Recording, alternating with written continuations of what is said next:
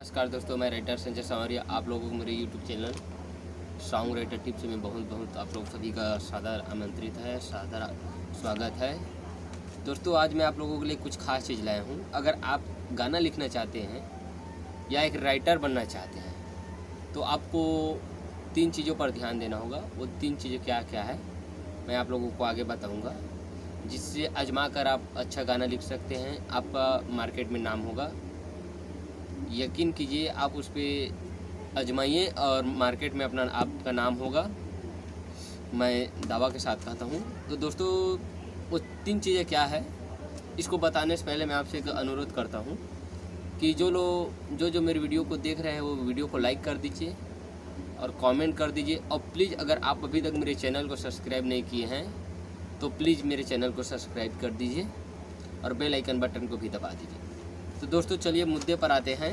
वो 3 चीज़ क्या है? तो 3 चीज़ों में से सबसे पहला चीज़ है कि गाना लिखने से पहले आप मन में एक कहानी सोचिए।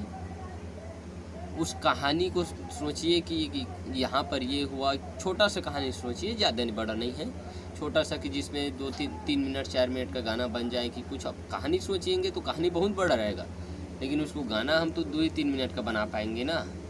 तो कहानी सोचिए, उसके बाद फिर उसमें से कहानी सोचिए कि यहाँ पर क्या हो रहा है, कैसा है।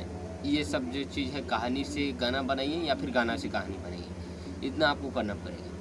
दूसरा हमें करना क्या है? दूसरा हमें अब कहानी तो सोच लिए।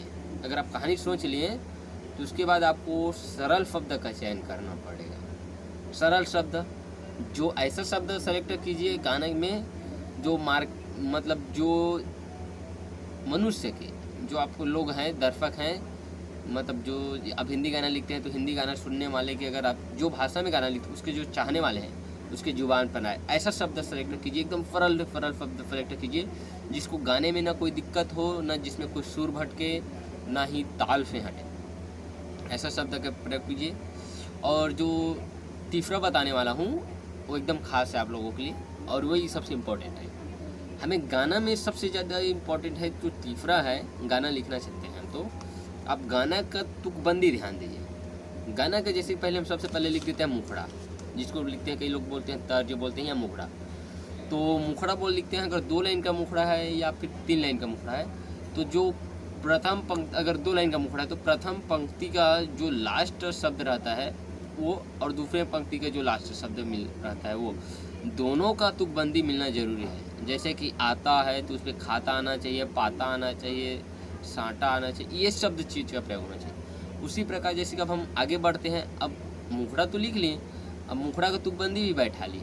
अब अंतरा है, अंतरा हम 2 लाइन का अंतरा बना रहे हैं मान लीजिए, तो दोनों का जो अंतरा है उसका तुकबंदी मिलना जरूरी है। उसके बाद जो तीसरा लाइन लिखेंगे अंतरा में, अब 2 लाइन का अंतरा मेन अंतरा होगा, उसके बाद तीसरा लाइन लिखाता है, उसमें जो है मुखड़े का तुकबंदी मिलना जरूरी है, तभी तो गाना बनेंगे ना। उसके बाद से फिर अगर आप अगला अंतरा लिखते हैं तो वो दोनों अंतरा का, अगले अंतरा का जो 2 लाइन है उसका तुकबंदी मिलना जरूरी है, और जो फिर उसके भी हमें मुखड़ा का ही मिलाना जरूरी है। तो दोस्तों, ये मेरा वीडियो आप लोगों को कैसा लगा एक बार कमेंट करके ज़रूर बताना। नमस्कार।